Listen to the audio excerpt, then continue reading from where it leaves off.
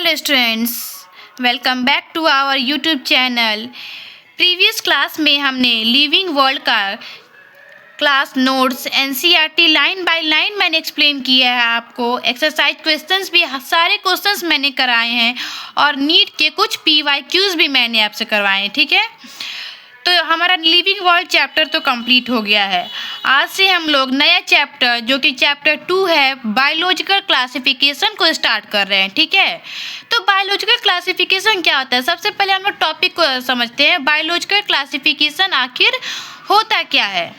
Biological classification अगर हम लोग सिंपल वर्ड्स में देखें तो बायोलॉजिकल क्लासिफिकेशन मतलब बायोलॉजिकल ऑर्गेनिज्म को ग्रुप में या सब ग्रुप्स में अरेंज करने की प्रक्रिया को क्लासिफिकेशन कहते हैं। बायोलॉजिकल क्लासिफिकेशन कहते हैं। जीव जंतुओं को अरेंज करने की प्रक्रिया को बायोलॉजिकल क्लासिफिकेशन कहते हैं। ठीक है, तो आज के क्लास में हम लोग सिर्फ इंट्रोडक्शन पार्ट पढ़ेंगे और अगर इंट्रोडक्शन पार्ट कंप्लीट हो जाता है तो हम एनसीईआरटी लाइन बाय लाइन भी देखते चलेंगे साथ में। एनसीईआरटी हम लोग लास्ट के लिए नहीं छोड़ेंगे क्योंकि लास्ट के लिए छोड़ने पे हमें लेजीनेस हो जाता है एनसीईआरटी पढ़ना, इसलिए मैं क्लास नोट्स के साथ साथ एनसीईआरटी को कवर करूँगी।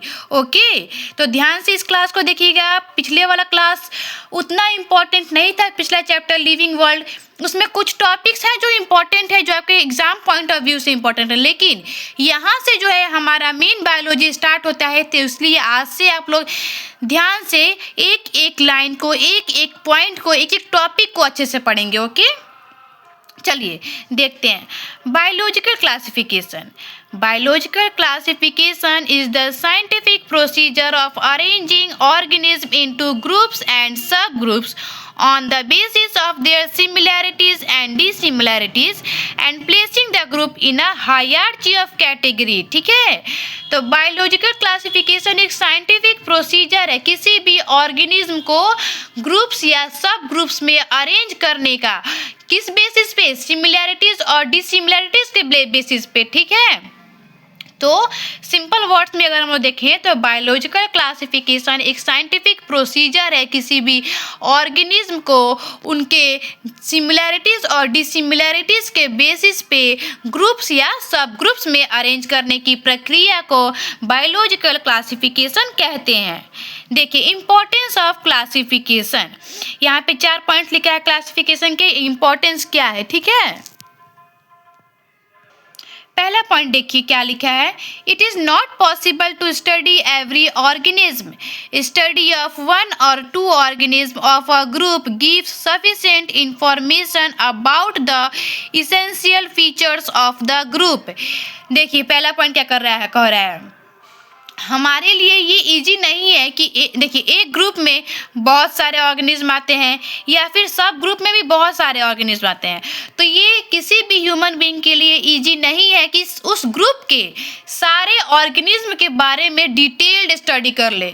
इसलिए अगर हम लोग उस ग्रुप के 1 से 2 ऑर्गेनिज्म के बारे में भी अगर सफिशिएंट इंफॉर्मेशन गैदर कर लेते हैं तो उस ग्रुप के तीसरे ऑर्गेनिज्म के बारे में अगर हमसे कोई कुछ पूछेगा तो उसका आंसर करने के लिए हमारे पास सफिशिएंट इंफॉर्मेशन रहेगा, क्योंकि उस ग्रुप में जितने भी ऑर्गेनिज्म हैं वो कुछ ना कुछ सिमिलैरिटीज और डिसिमिलैरिटीज के बेसिस पे ही एक ग्रुप में रखे गए हैं। ठीक है, तो एक तो ये इम्पोर्टेंस हो गया बायोलॉजिकल क्लासिफिकेशन का। सेकंड इम्पोर्टेंस देखिए, it helps in identification of new organism.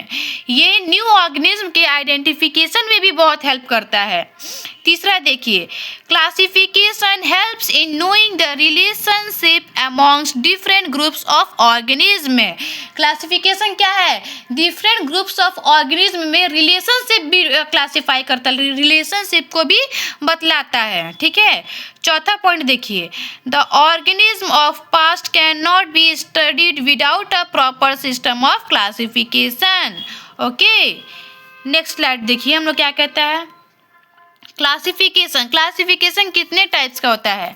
तो पहला जो क्लासिफिकेशन है वो artificial system of classification, natural system of classification और phylogenetic system of classification. Classification 3 types के होता है, आर्टिफिशियल सिस्टम, नेचुरल सिस्टम और फाइलोजेनेटिक सिस्टम। तो देखिए पहला क्या है, artificial system of classification. only one or two morphological characters for grouping of organism is used. ठीक है, आर्टिफिशियल सिस्टम ऑफ क्लासिफिकेशन में सिर्फ 1 से 2 मॉर्फोलॉजिकल कैरेक्टर्स का यूज होता है. Flowering and non flowering plants, inemia and anaemia. Artificial system of classification में क्या आता है, फ्लावरिंग और नॉन फ्लावरिंग पार्ट्स आता है. इनेमिया आता है मतलब जिसके पास रेड ब्लड सेल्स होता है, और एनीमिया होता है जिसमें absence of red blood cells होता है. तो ये सिस्टम ऑफ क्लासिफिकेशन किसने दिया था, एरिस्टोटल ने दिया था. ठीक है, तो इसलिए इसको आर्टिफिशियल सिस्टम ऑफ क्लासिफिकेशन कहते हैं. नेक्स्ट देखिए, नेचुरल सिस्टम ऑफ क्लासिफिकेशन. इसमें देखिए क्या लिखा है, takes into consideration comparable study of number of characters so as to bring out natural similarities and dissimilarities and hence natural relationships among the organism. ठीक है, इसमें नंबर ऑफ कैरेक्टर्स को लिया जाता है, नेचुरल सिमिलैरिटीज और डिसिमिलैरिटीज के basis पे ऑर्गेनिज्म का क्लासिफिकेशन होता है या नेचुरल रिलेशनशिप ऑर्गेनिज्म में आइडेंटिफाई किया जाता है. ठीक है, तो इस क्लासिफिकेशन सिस्टम को किसने दिया था, Bentham and Hooker.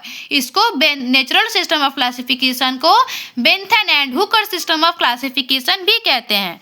Next slide देखिए, phylogenetic system of classification based on the evolutionary relationship of organisms. phylogenetic system किस पे बेस है, evolutionary relationship of organism में. in this system organisms are classified on the basis of their evolution on earth from primitive to higher evolved. अब देखिए, इस system को किसने दिया था, Engler and Prantl system and Hutchinson classification कहते हैं इसको. Depending on the type of system of classification organism are classified into following 5 kingdom system. 5 kingdom system है, देखिए कौन कौन सा, 2 किंगडम प्लांटी और Animalia, 3 kingdom Plantae Protista and Animalia, 5 kingdom Monera Protista Fungi Plantae and animalia.